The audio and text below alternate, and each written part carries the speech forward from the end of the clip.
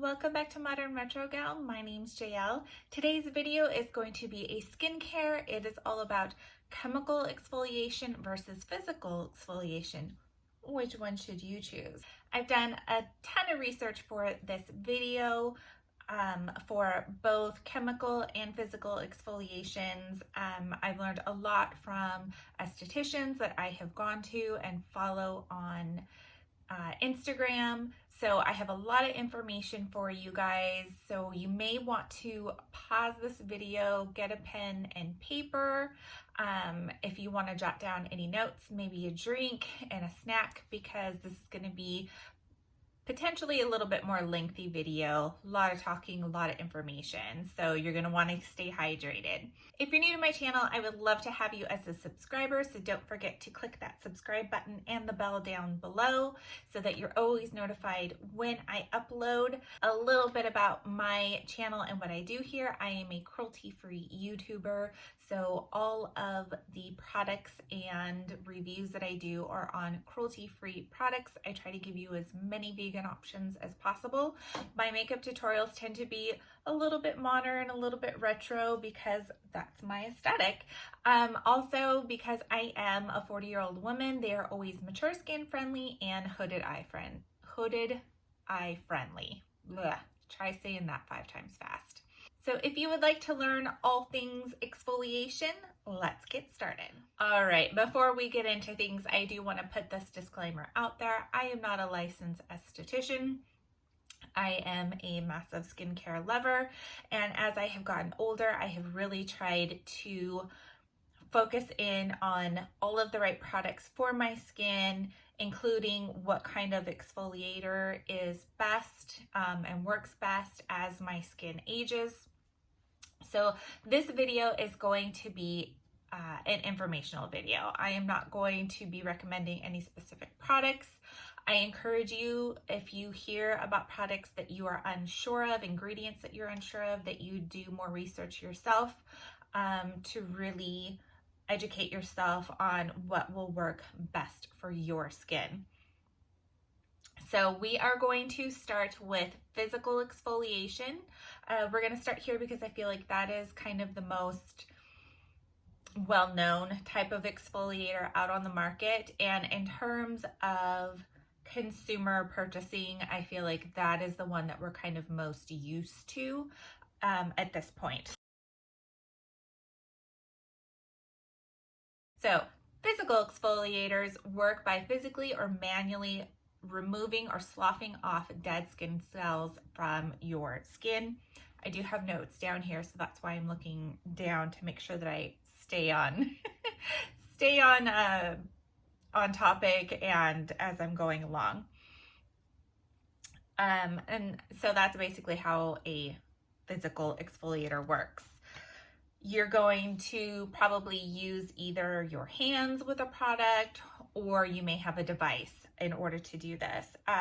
These tend to be more gentle options for exfoliating if your skin is just too sensitive to like chemical acid or peel exfoliators.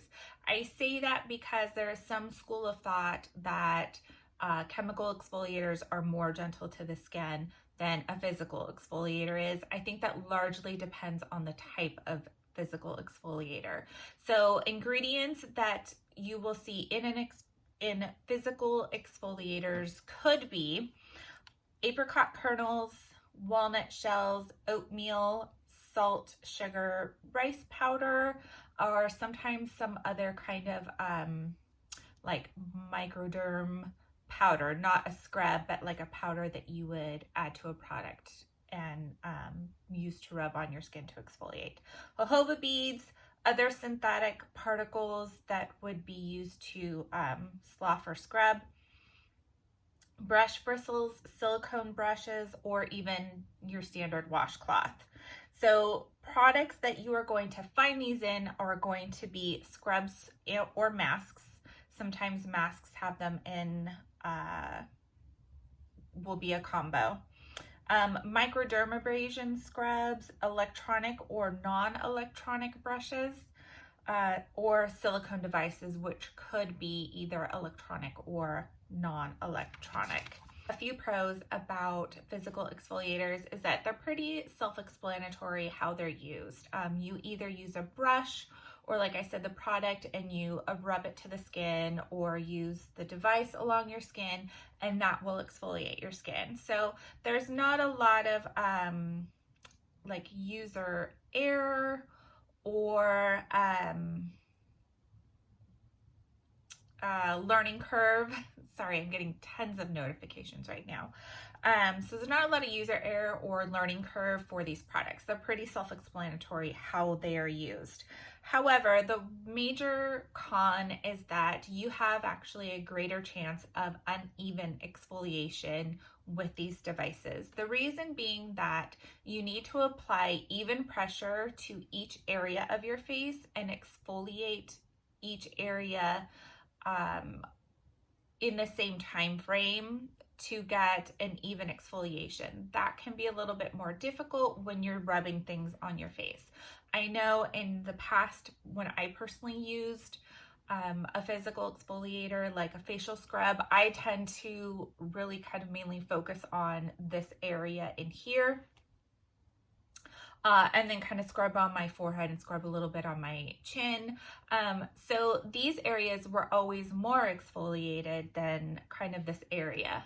Also, if you are applying more pressure to one area than another, then that area is going to have more exfoliation than the other.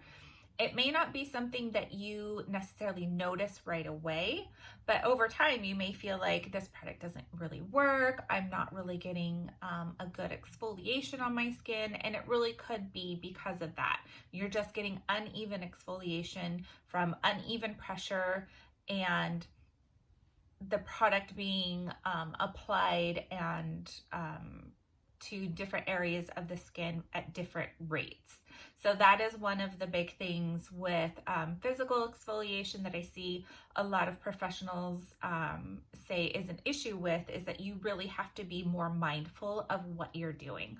Also, not all brush heads are equal, and some may be more intense than others. So if you are using a brush head that is too intense for your skin, you can end up over exfoliating your skin. So that is physical exfoliators in a nutshell. Not to worry, I also have all of this information in a blog post, which I will link down below, so I would love to have you take a look at that. I go over all of this, maybe in a little bit more detail than here, maybe a little less detail. I don't remember exactly what all I wrote it a few weeks back and went ahead and submitted it. So with any physical, with any kind of exfoliation, you always want to use sunscreen when you're starting it, because as you remove the dead skin cells, you have fresh, new, young skin underneath, and that is more susceptible to sun damage and sunburns, even if it seems to be a little bit more cloudy and overcast. One thing that I do want to say, ingredients that you please stay away from are apricot kernels and walnut shells. They are still very popular ingredients in some scrubs. I'm looking at you, St. Ives apricot scrub. I also noticed there is another more popular natural cruelty-free skincare line. I think Lush still puts out a scrub that uses walnut shells. The reason why you want to stay away from these ingredients in your scrub is that the process in which they break down the apricot kernels and the walnut shells, they just kind of pulverize them, and they don't go back and make sure that those particles are refined and round and smooth. They are left in a more jagged state, and when you use them, you wind up running a high risk of micro tears or damaging the skin, or the skin, once you get dead skin cells off the new skin, because they're not smooth. And so those are just things that you want to stay away from. Every esthetician will tell you, stay away from those two ingredients. They're just too harsh for any skin. There's way better ingredients that have come out on the market that are nice, round, smooth particles to exfoliate your skin with. So let's move into chemical exfoliators. Chemical exfoliators are newer on the market, even though they've probably been around for, I would say, probably the past, sorry, my eyelashes are sticking together and annoying me. They've probably been on the market for, I would say, at least the last 10 to 15 years in a more consumer-driven capacity. At one time, you would probably see these products for sale at a spa or from an esthetician, in a salon, not so much in the stores. But now, with the advancement of these chemical acids to exfoliate and companies understanding how to reduce the percentage so that they are safe for at-home, daily, multiple times a week use, you're seeing them become much more popular in products. So chemical exfoliation works by breaking down the bonds of the dead skin on your skin through a chemical process. There are kind of two main chemical exfoliators that are the most popular on the market that you will see, and these are your AHAs, or alpha hydroxy acids, or your BHAs, your beta hydroxy acids. So to understand which one of these is best for your skin, you need to understand what they do, because these two types of acids do different things for your skin.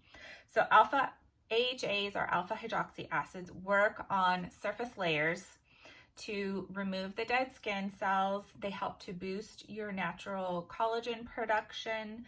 They have a smoothing effect. They help reduce the appearance of fine lines and wrinkles. BHAs, or beta hydroxy acids, work by dissolving oil or sebum in your pores or just built up on your skin. They help to loosen dead skin cells. They help with clearing whiteheads and blackheads, and they have shown to have anti-inflammatory properties. So a lot of people who have acne-prone skin really love BHAs because it helps not only to with some anti-aging, but it also helps with those skin issues. So ingredients that you will see in chemical exfoliators are going to be glycolic acid, an AHA, lactic acid, an AHA, citric acid, an AHA. A couple of these I may mispronounce. Malic acid, an AHA. Salicylic acid is your BHA. Then you have malic acid, ascorbic, which is your vitamin C in an unstable form. Different types of enzymes. Sometimes they're fruit enzymes, but sometimes you'll see like different types of enzymes.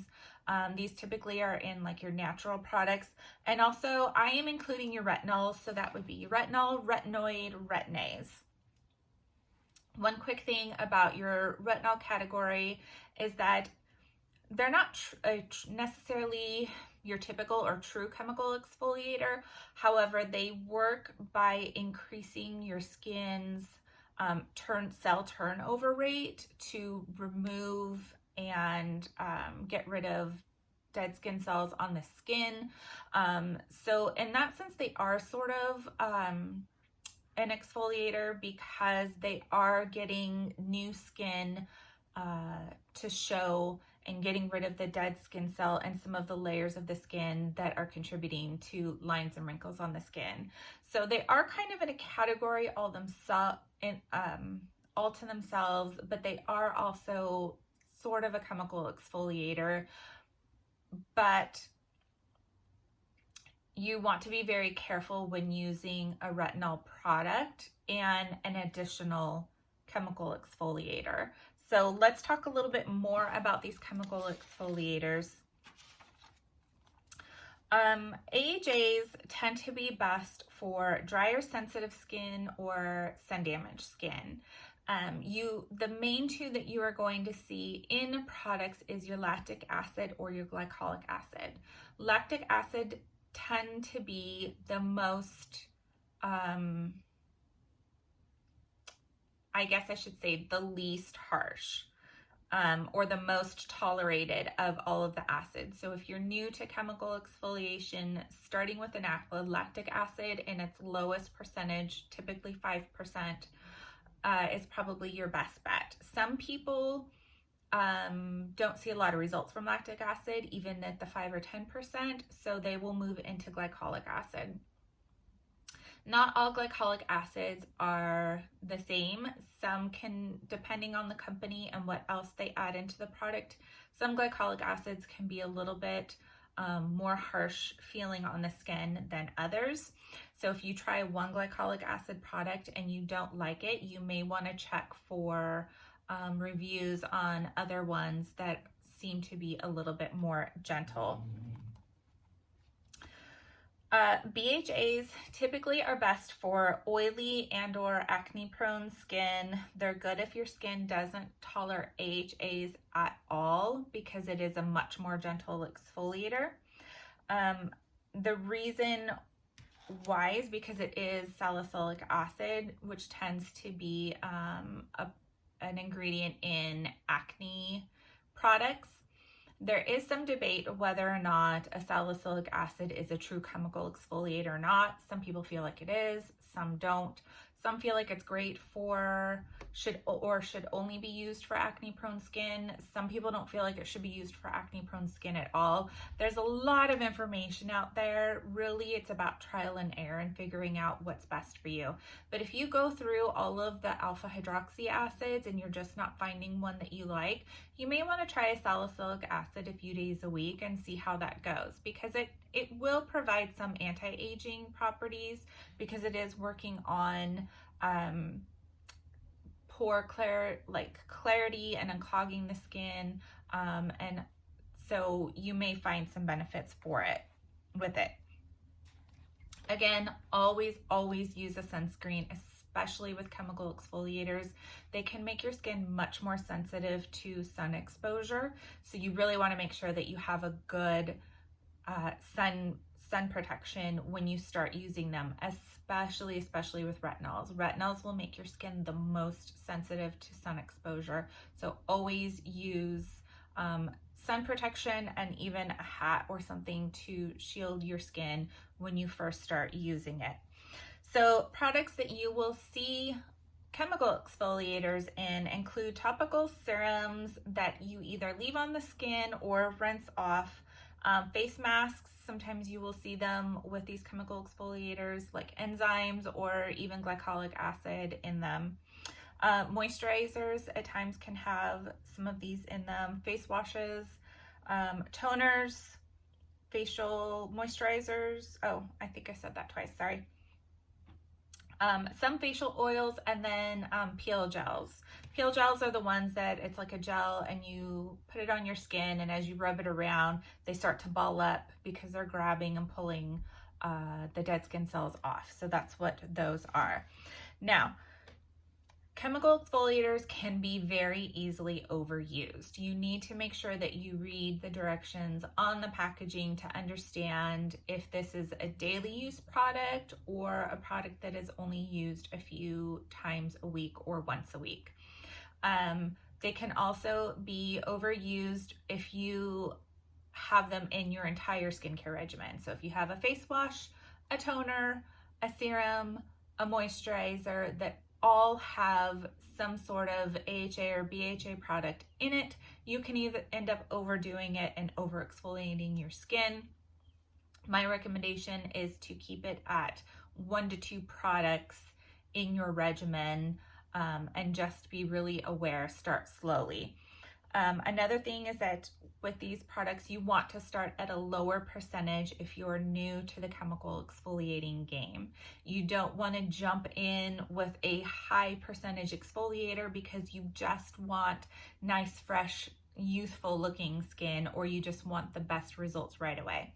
Again, if you are brand new, I would recommend something like a lactic acid in a 5%. Start using it as long as you don't have any sensitivity to it, or any issues, any burning with it, then you can kind of bump yourself up to a 10%, and then you can kind of start to layer different acids, because some can be used in combination and some can't. And that's another thing that you're going to want to do is, as you progress in the chemical exfoliating arena, if you want to start to layer some exfoliating ingredients, you really want to make sure that you do your research and make sure that they're not going to have any harmful interactions, because there's some that can. So let's talk now about over-exfoliation. What are the signs of over-exfoliation and what should you do? Over-exfoliation signs are redness, irritation, dry patches, even if you have dry patches before and you continue to have them or have more. Flaky patches or something that looks like a rash, burning, itching, rough texture, which could be the rash, or it could just be like a lot of bumps coming up, or excessive shininess. If you use a product and your skin is just excessively shiny. I'm not talking about glowy skin. I'm talking about, it's usually combined with tightness and itchiness, and there will just be this kind of raw shine on your skin. That is signs that you have over exfoliated your skin. If that happens, the best thing to do is to stop exfoliating completely.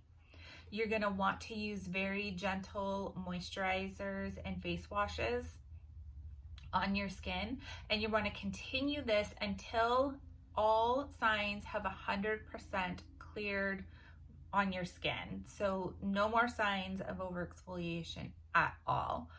At that point, then you can start to add your exfoliators in. I recommend, again, starting back slowly, and really looking at how often you exfoliate. So which one is best for you? That's largely going to depend on your skin. There's going to be a little bit of research that you're going to need to do, because you're going to want to look at, when it comes to exfoliating, what is your end goal? And from there, you can decide what ingredient you want to do, whether you want to do chemical exfoliating or whether you want to stick with physical exfoliators. The other thing that you need to look at is whether you have very sensitive skin.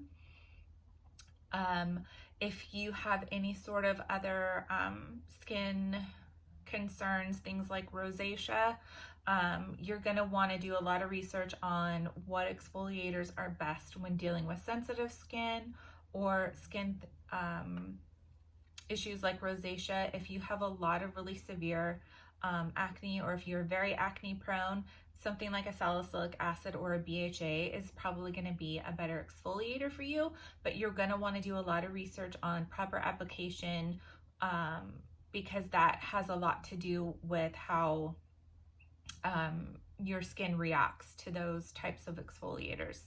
One thing that I also wanted to mention, because I have seen videos for this on YouTube here, and I personally feel like it is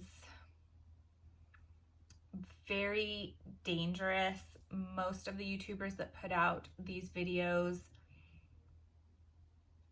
always say that it's not a recommendation, that is just something that they do for their skin, and they're just showing it. But I feel like by showing it, it sort of is encouraging people to do this at home, and that is using chemical peels.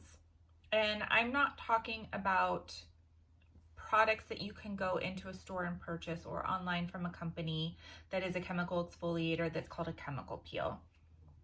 For instance, The Ordinary has a AHA, BHA chemical peel, but it's not a true chemical peel. You put it on, you wash it off.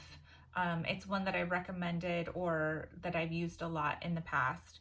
But the kind of chemical peel that I'm talking about is one that you would get from an esthetician, a dermatologist, a med spa, and that is one where it's like the really intense gel that like makes your skin like burn and go crazy, and then they put a neutralizer on it, and as like the days and weeks progress, your skin peels off.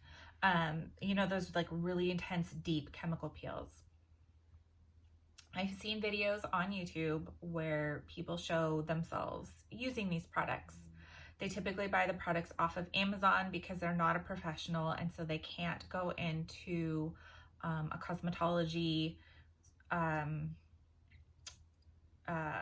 am I trying to say? Store where you get supply store. That's what it is. A true cosmetology supply store, and get these products. This is extremely dangerous. This is something that you absolutely do not want to do yourself. You are putting yourself at high risk for a severe chemical burn. You could wind up in the emergency room. You could wind up having to be treated in a burn ward. You could wind up with really severe scarring. It's just not worth it. These kinds of chemical peels are not something that should be done at home on your own. When purchasing these products from Amazon, as much as we all tend to be Amazon shoppers, not all skincare products are equal on Amazon. And if there is a product like these professional chemical peels that are being sold on Amazon, most likely it's not really approved to be sold in a cosmetology supply store. They're probably cheap knockoffs, and you are just really running a very high risk of doing some pretty severe damage to your skin.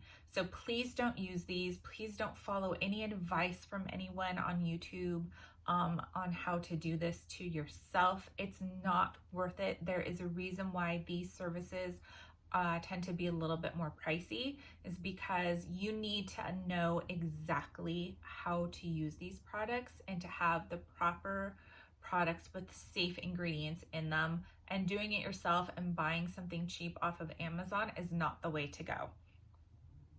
So that is it. We have made it through to the end. That is how chemical and physical exfoliators work, some of the types of ingredients that you can look out for. I hope that this was helpful for you. Again, if I went through this a little bit fast, I do have a really good blog post that I did down below. I'll even put it kind of up here somewhere. You can just click on it real quick and go straight over to my blog post to read about it. Again, this is really to help educate how these products work, so that you can do more research on your own and really find the right product for your skin. My skin is continually changing, and I'm continually switching up exactly what exfoliators I use to really continue to get the results that I want. So if you have any questions about any of these products, feel free to drop them down below. I'll kind of help you as much as I can. Again, I'm not a licensed esthetician, but as far as kind of products and brands that I have had success with or find that are more gentle than others, I'm happy to kind of give you a few suggestions. Some of this is probably going to be trial and error. It was for me. It 100% was for me. So, you may have to try out a few different products to kind of find the right one for you. But knowledge is key, knowledge is empowering, and so I want you to be as educated in this as I can personally help you to be. So that's it for this video. I hope you enjoyed it. Please give it a like. That would really help me out. Next week we will have another skincare video I'm very excited for. And yeah, that's it for me. I hope you guys are doing great. I will see you again soon. Bye-bye.